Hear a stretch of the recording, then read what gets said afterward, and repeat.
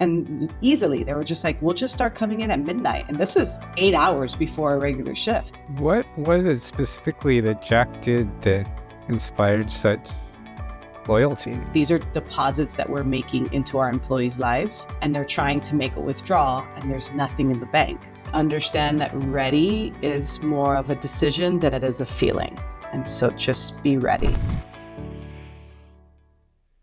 Whether you want more innovation more easily, you're feeling burnt out or overwhelmed, or you simply know that something isn't quite the way you know it can be, you are not alone.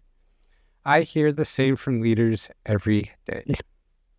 On Uncommon Leadership, we explore aligning personal fulfillment with business success, creating authentic teams, and cultivating the resilience, adaptability, and ease necessary to move beyond simply surviving today's challenges into thriving. I'm Michael Hunter with Uncommon Teams, and today we'll uncover fresh insights at what it means to lead today. And joining me is Romie Montpeirous. Yeah, Romie is the founder of Leadership from the Heart, which empowers you to lead authentically with purpose and empathy, tapping into your true potential and fostering meaningful connections with your teams. Welcome, Romie. Thanks, Michael. Thank you for having me. You're welcome. And I think I misaccented your last name. You did great. No, I was like, yes. When did you first recognize that integrating your whole self and bringing that into everything you do might be a valuable approach? I would say that I first recognized it. It wasn't within myself. It was a mentor that I had who was also my leader at the time. And I watched Jack come into this new organization and not having known anybody. And what I saw him do was really special. And it kind of changed the trajectory of my life, if I'm being honest. I saw a leader care about his team, give back to the team, like without a second thought, without any emotions, just that was just who he was. And so there's a pivotal point in this story where he needed us to do something. And we didn't know how we were going to do it. The output was like double the production of what we were used to doing. And he and I were brainstorming because he did see something in me. And he's like, you could be a leader. And I really didn't know what that meant. And so he and I were brainstorming. And I said, well, let me take it to the team and let's see what they come up with. Like, we're just two people. So I brought it to the team. And immediately they were like, well, let's just come in earlier. And I was just like, well, guys, how much earlier? This is double the output. And easily they were just like, we'll just start coming in at midnight. And this is 8 hours before a regular shift. And I was just like, who does that? Right? Who would volunteer for that? And sure enough, the entire team came together. The people who chose to come in, it was like 6 of us at midnight, had a discussion with the other people. The other people that came in at 8 also carried the weight of keeping production where it was because you're not allowed to, just slow down production because half the crew is missing. And at that point, I was like, oh crap, Jack is doing something really special here for hourly employees who I've never seen corral together to make something special happen. They came up with it on their own. They executed. Sure, I was part of the team because I was the lead that came in at 12. But Jack showed up at 4 a.m. with Red Bulls and donuts and whatever he could find at the gas station to help. And I thought that that was such a cool concept. And it really did invigorate us. And of course, we were successful because when you have a team like that, how can you not be? And we accomplished the goal. And that was where I saw that caring for people and actually giving like your whole self and being vulnerable and like saying, I don't know how we're going to do this. I didn't know all these terms back then, but I saw the behavior. And I was just like, that's the kind of leader I want to be. I want people who are going to go to war for me without me even having to like say it. I just want to ask and they're going to go do it. And that was how I saw if you brought your whole self and you were just honest and really cared about people, that people would in turn care about you and make sure that you were successful. What was it specifically that Jack did that inspired such loyalty? I think he brought something different to the table. He was He was extremely smart, right? So that was one thing where he took what we would take as hard labor, and he immediately started to ask us, how can we do this better? And that was something we'd never been asked before, right? Nobody actually took the time to sit with us and say, okay, this is really a cumbersome process. Is there a way we can do it better?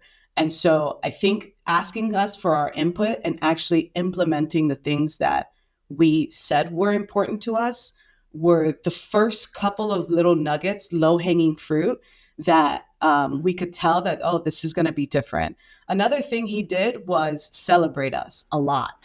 And, another time where we were having, it was like one of those Labor Day, Memorial Day um, holidays coming up. And it was like the week before. And, we're off that Monday. So we've got to kind of, make sure that everybody's satisfied and taken care of. And he posed a question like, hey, can we do a barbecue on Friday? And I was like, yeah, of course. Like, people love free food. Of course we can do a barbecue. And he was just like, yeah, I'll cook. You guys, da da da da. And let's just shut the plant down at like 11, and let's, have fun, and then we'll all leave at like 1 or 2 o'clock, and everybody gets paid for the whole day. And I'm like, what? Like, that doesn't exist. And he's like, well, can you make it happen with the contractors, like the people who, like our customers? And I said, I'm pretty sure I could make it work. So, of course, went to the team. Hey, this is what we want to do. Uh, brought the music, brought the dominoes, brought the whole thing. And sure enough, we scheduled our contractors around our fun, which was very different, right? To make fun the priority, and then to ask us to reverse engineer satisfying the customers was also something that was flipped on its head for us. And we were like, well, if this is what we can do on a holiday week, what can we do every other week? And it kind of got us thinking, not to burn out, but just to know there's still gas in the tank. And so I would say caring about us and implementation plus him being smart was just a cherry on top for sure.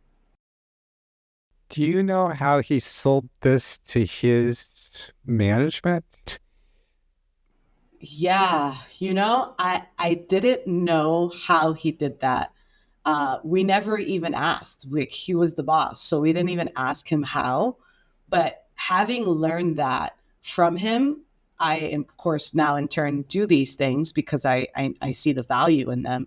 And the way that I sell it is, I call them deposits, right? These are deposits that we're making into our employees' lives. And although they seem significant to our bottom line because of the hours and all this stuff, the impact and the amount of deposits being made when we prioritize fun on any given day will pay back tenfold when you need to make a withdrawal in the tough times. And it's just proven to be true day after day, week after week, year after year.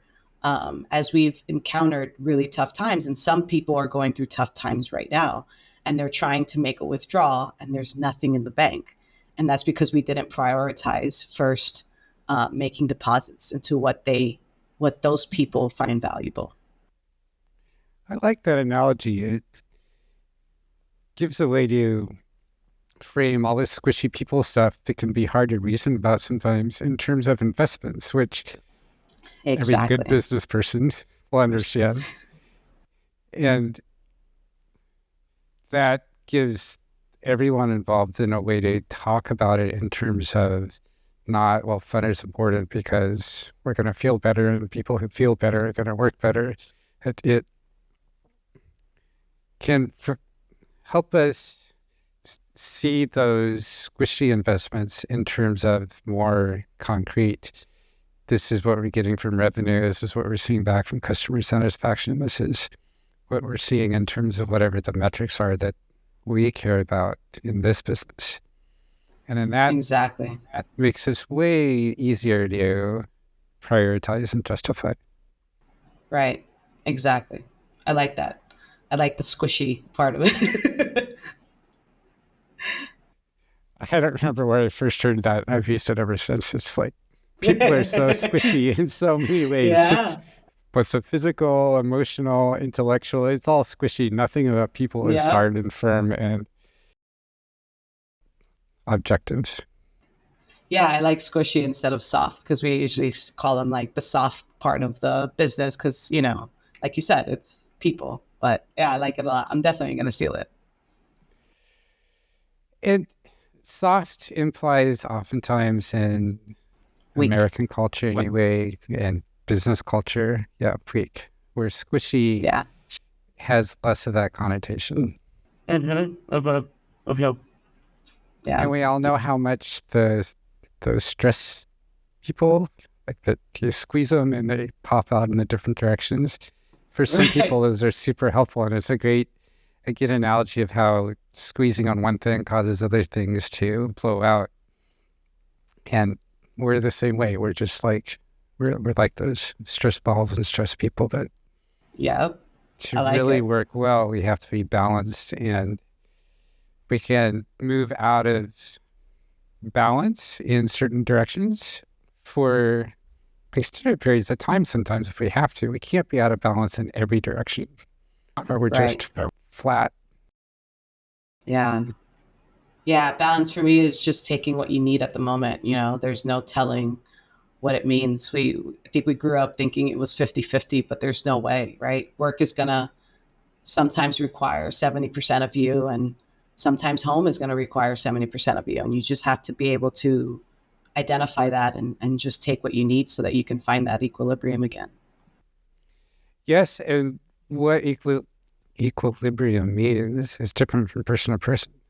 For some 100%. people, having a very strict, I show up at 8, I leave at 4 or 6 or 10 or Right. whatever it is, Yeah. and they don't do anything with business outside of that, is Yeah. exactly what equilibrium needs. Where for other people, Exactly. like myself, and it sounds like you, flowing what in a moment what feels right is way more comfortable. Right. And it's not that one's Yeah. better than the other, it's what works best for you, and how do you adjust that into the context that you're working in right now so that you can Exactly. continue moving and growing and working and having fun, Yep. while still helping everyone else involved do the same for them, and everyone finds the best overall balance at the same time that we're trying to find our same internal equilibrium. Yeah. Very well put. Very well put. So what we're talking about here is building cultures where people feel safe and empowered to bring their unique talents to everything that they do. What is it that you do specifically and uniquely to help people build these cultures? Yeah. So I would say that my style is different in that I am a high collaborator. So something that I value and that I think works because it works for me is that I make everyone that is on my team feel like they belong on the team, right? You're not excluded from a meeting. Obviously, if you're not needed for the meeting, nobody wants to waste any time. But you're not excluded from a meeting just because you don't add value. And this is something that I see a lot in corporate culture is if I don't think this person's going to add value, not because they don't add value because they don't know what we're talking about. But if I don't think they're going to add value because I think they're dumb or they're not good at their job or whatever, I'm going to exclude them from the meeting, which is going to isolate them. And then we're just going to continue talking sort of around them and above them. And that's something that I saw in my career coming up, and I literally just despise it. I think it's one of the worst culture killers to have. And I think it stems back to having tough conversations, right? So if you don't think this person is smart, or you don't think they are good at their job, or you don't think that they should be on your team, then we have a whole other issue, right? We should be having those conversations so that the person knows exactly where they stand and where they need to go, or the expectation, so that they can add value and that they can show up the way they need to show up. And who knows what they're going to bring to the meeting that could come out of left field and solve a huge problem that we don't even know we had or that we've been searching for. And so I think belonging is one thing that I definitely do, and asking people for their input or bouncing ideas off of them. Just because I found so much success in my story with Jack of asking the team and allowing other people to be the smart ones in the room, because over time I've realized that it's not me, right? I work better off of people coming up with ideas, and I can picture the process and I can ask better questions, but it's all their idea, right? It's all their manifestation of what should happen. And so even when we have issues, right, I bring whoever has conflict to the table and we just talk about it. And anywhere I go, at first it's very uncomfortable because people aren't comfortable with confronting each other. But over time, they're going to see that we're just going to confront each other in a kind, courteous, professional manner, and we're going to get through it. And people think conflict is bad, but I'm quite the opposite, where I think conflict is necessary for us to work through these like small fractures that we have to repair. And so those two things of belonging and approaching conflict from a very holistic and loving standpoint build the cultures that I want to be part of, which is open and honest. I want to be able to tell someone, I don't really like the way that felt, and this is why, and allow them to explain themselves. Because what we find most of the time, like, is that there's just miscommunication, right? The way you took it was not my intention. And so now I can explain my intention, and then you can like disarm yourself and you can receive that my intention was different than your perspective, and vice versa. And then we find a better place, because even in all relationships, right, once you can get past the conflict, you realize that you're better for it. And so those two big things, I think, belonging, conflict resolution immediately, are what bring my cultures to the surface of how I want to be appreciated in the environment that I want to be in, besides the fun, because fun has to happen. I'm not going to work to be miserable. So we're going to have fun even in the tough times. We're going to laugh about things when people make mistakes. It's okay, what did we learn from it? How are we moving forward? Let's not dwell on it. Everything can be fixed except for, obviously a loss of life and stuff like that. But everything in the workplace can be fixed. And so I try to make people feel very at ease. Um, in my industry, we're a distributor, and so we're not solving the world's problems. We're kind of just distributing what we distribute, which is beverages. Um, and so I try to remind the team as well, the patient will live, and we're not curing cancer. And so just take a deep breath and everything's going to be fine. And so I'd say an environment of ease also helps bring out the belonging and the conflict resolution for sure. So what do you find to be the business value of creating these cultures? I'd say that when someone can come to work, including myself, and just be themselves, you find these really unique gifts that everybody has. And once you can find the gifts that everybody has, usually you'll find that everything that needs to be taken care of is covered by somebody's gift, by somebody's strength. As a leader, I thought that I needed to be good at all the things. And once I realized that no, actually, somebody else on your team is better at that than you, and actually likes to do it. Why don't you give that away? Um, I was, it was a paradigm shift. I was shocked. And I think when people can come to work, again, be themselves, show their gifts, showcase their gifts, express them, and the leader can delegate based off of gifts. There's always going to be stuff that nobody wants to do, which is fine. But when we can play off of each other's strengths, my God, the things that can happen on the team it's extremely special. And I think that that's one of the big things that I saw in my shift when I started to just say out loud, I'm not good at this. Is anybody good at this and actually likes to do it?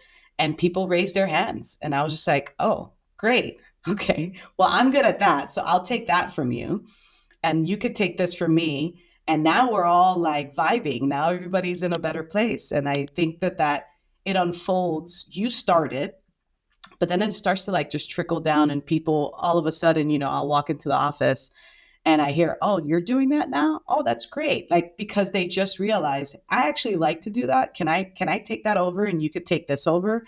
And it's just so cool to watch and be part of for me.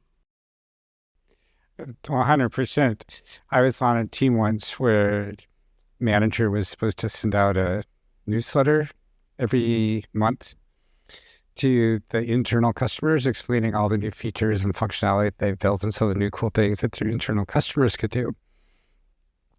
First 6 months I was on that team, I saw one newsletter. And then we did strengths finders and found out that there was a person on the team who was a communicator. So this means that they're great at pulling out and telling the story of Right. whatever they're focusing on. So Right. the whole team kind of looks at this person and said, "Would you like to do the newsletter?" And they were practically jumping up and down in their chair. Yeah. Yeah. After that, the newsletter went out not just every month, but every week. And it was pretty with fonts and colors and all the things, and not in a 2-year-old kind of way where it's all sort of glaring and Right. the worst kind of the internet flashing in your face, but the most beautiful art kind of color and pretty. Right. And it made such a difference, not just to the team and not just to the manager, knowing that the story was being told out in such a beautiful way. Also for the customers, because they started paying Yeah. attention to the newsletter, and which meant they were paying attention to all the functionality that was being provided. And so they could do their job much more easily, which let everyone that they delivered to do their jobs much more easily. And it kept coming out from such a simple change. From such a simple change. I love that. And even in cases where externally, maybe manager was still supposed to be the one sending the newsletter, that just means it has to come from their email. It doesn't mean they have to be the one to put it together. I see this all the time with status reports. Manager often has to be the one supposed to send the status report out. They don't have to be the one to put it together. Yeah. 100%. Yeah, and that also gives leaders like a different viewpoint when they're hiring, right? Because once you understand that people have gifts that you don't have, and that you see what the team is missing, right? Then when you go to hire someone, you no longer hire for a strength that you already have necessarily, right? You kind of look for the missing piece. And I think that that's such an important piece of hiring, is that we usually just hire for the role instead of like the specific missing piece. Like, if you're missing a piece of data because nobody on your team enjoys putting the data together for the statistic report that needs to go out, then even though you're hiring for this coordinator role that may not have anything necessarily to do with that, you can find someone who has a strength in that to bring the team together. And now we can all move forward collectively. So there's so many great things that come from a strength finder, um, and teams working in their strength for sure. There is, and for all of those things that no one wants to do, almost always there's a way to engage someone's strength in that task, even though it may not be obvious. Correct. So if someone loves fixing things, then in every task that's being done, there's some way to frame that in terms of, here's how we're making things better. This is why we're doing this, is to fix something that's broken somehow. And then they may still not be super excited about doing it. They're more interested, and there's at least some part of them engaged instead of just being forced to do it under punishment of boredom. Right. Obligation. Yeah, 100%. How do you help people find their way through all the change, uncertainty, and overwhelm that seems to be ever increasing? Yes. Um, I mean, so of course, depending on the change, right? I think the way that I like to show up in uncertain times is one, showing up, right? This is not the time to retreat. This is the time to um, be present way more than you ever have been, because people are looking for you, right? They're looking at your demeanor, they're looking at your facial expressions, they're looking at your stress level, and they're gauging their livelihood, their survival in uncertain times, if it, especially if it's potential job loss or a downward turn in business, which is usually the uncertainty that we find. Even in getting a new leader, right? They're looking to you to gauge: is this a good person? Is this a bad person? Should we be worried? So the first thing is definitely showing up more, being way more present than you have been, and you people tend to think that you have to be present for a long period of time, but it's not necessarily true. You just have to show up right now, and it may last a month, it may last 2 months, but showing up will bring your team comfort, right? Because they're used to you as the leader. And then when you're there, of course, being present, like actually asking them questions. How do you feel today? What is going on? What's the temperature in the room? And also being as transparent as possible. Um, because there are things you cannot say if you know, but you can let them know that no matter what, they're going to be fine. I remember the first time I was part of a big layoff. I was a leader at the time, a very young leader, and I was terrified for them. I could not hide my emotions. I was like crying, and I cry every time there's layoffs. I still cry every time there's layoffs because my heart hurts. Right, like it's a change that's necessary, but it's painful for to watch people have to go through this. And I did not know that people would be okay, right? I was, again, a very young leader. And I had someone tell me, like, hey, people are resilient. They're going to figure it out. And I was just like, yeah, I guess, but I just don't know how they're going to figure it out. And that was my limiting belief of their potential and their strength, right? But people are extremely resilient. And although this looks tough or this looks grim, I think just reminding them that, hey, no matter what, everything's going to be fine. And not from like a surface level, like legitimately, everything's going to be fine. I was talking to someone, and they were telling me why they were in an uncertain time, and they were telling me um, their fear of it. And I started with, everything's going to work out. And they're like, yeah, yeah. And I'm like, no, no, no, you don't understand. Let's talk through this, right? So, what's the worst that could happen if you say how you feel? Oh, my leader can get mad. Okay, what's the worst that can happen if the leader gets mad? Oh, he starts to report bad things about me. Okay, what's the worst thing that can happen if he starts to report bad things about me? Then I might lose my job. What's the worst thing that can happen if you lose your job? Then I have to look for another job. What's the worst thing that can happen if you start to look for another job? I might find another job. Oh, shit. Right? You have to go through the whole thing for people to realize that at the end of all these bad moments, you're going to find a new job. You're going to be okay. You're not going to die. You're going to live, right? But immediately we stop at, if I tell my leader how I actually feel, they're going to fire me. Yeah, those two things may be true. But what can happen after you get fired? You can also find another job. And that just revolutionized like the conversation, one, but two, her belief in herself, and the fact that, like, yeah, like almost like F these people. Yeah, I should say what I feel in a very polite and professional manner. But I think people often stop at, the darkest point. And so when we're going through change, I just like to talk through um, I like to talk through it with people on an individual basis, but sometimes in a group setting. If the whole group's temperature feels bad, let's just walk through all of that together, and I'll do the exercise, right?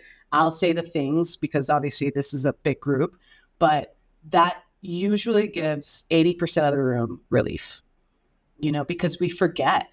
The same way you found this job is the same way you'll find the next one, and that there is life after this, and it doesn't end here, and oftentimes we think it does. So, transparency, showing up, and walking through all the darkest parts until we find the light.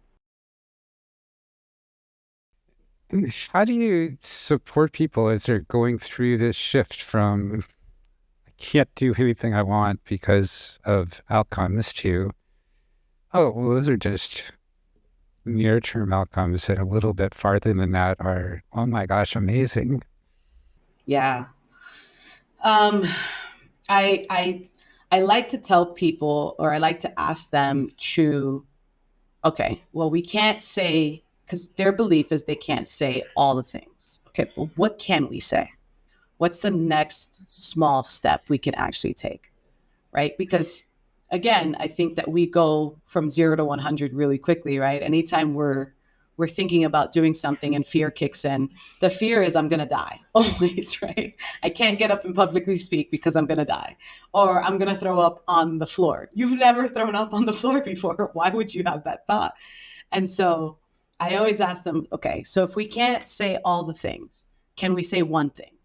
Well, yeah, I could definitely say one thing. Okay, well, let's say one thing, right? And then let's observe all the emotion that comes up with that, and let's honor those emotions and those feelings, and then let's realize that we did not, in fact, die, and then now we have the courage to go to the next step, right? And it's all about building courage, but building courage from 0 to 100 feels very far away. It doesn't seem realistic. But if you can do it little by little, like when you go to the gym, if you go to the gym and you try to lift 100 pounds and you haven't been to the gym before, you're likely going to hurt yourself. And then you're going to think, it's because I went to the gym.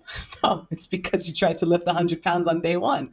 But if you start with 5 pounds, and you let your body, become conducive to that, and like, um, what's the word I'm looking for? Condition into the 5 pounds, and then you move to 7.5 or 10, and then you kept going up to 100 pounds. Then when you got to 100, you would realize that, yeah, it's a journey for sure, but I got here. So little by little, and I try to help them take the least scariest step forward. And there's always a smaller step we can take. 100%. And we can keep shrinking that down until we find one that's not scary. Uh-huh. Like micro, right? One of the things I love about the metric system is they have words for almost infinite amounts of smaller and smaller and smaller.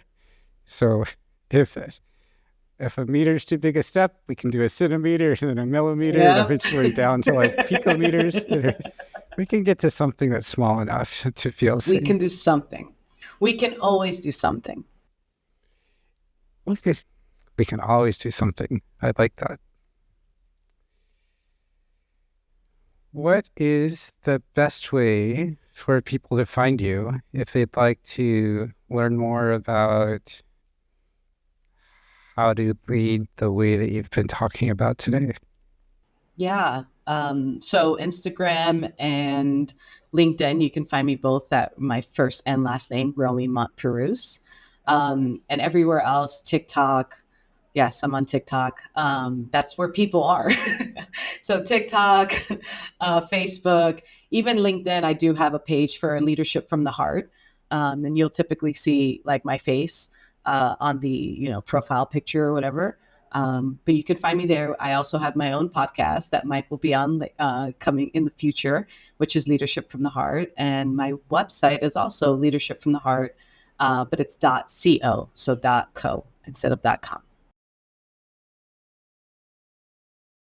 And you have a quiz for people to take to learn a little more about themselves.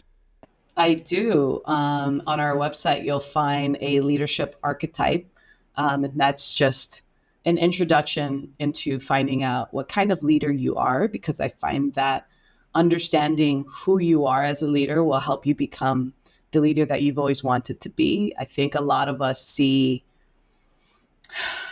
successful people and we think we need to be more like them, when in fact your strength lies in who you are. So I'm a big advocate for personality quizzes and archetypes and all the things to help you uncover your strengths and who you are and who more being more of who you'd like to be. So the first small step is to, take the leadership archetype quiz to see if you're transformational or servant or adaptable, all the things.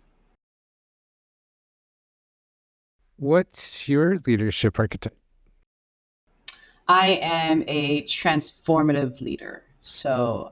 Which is two things, right? Like I love to help people transform, which is why I'm a coach. But I also am, which would kind of be adaptable, but uh, I adapt my style based on what's needed at the moment. And I hear archetypes similar to strength finders where everyone has all of them and it's just sort of what their relative ratios is that they're showing up for you. Exactly. Exactly. Like, how do you respond to this? If this was going to happen, how would you? And there are a lot of servant leaders, and that was a big buzzword a couple of years ago, right? Where, I want to show up kind of like how Jack did when he did the barbecue, right? That's very servant leadership. I want to give back to you by giving of myself. And I think that that's very important.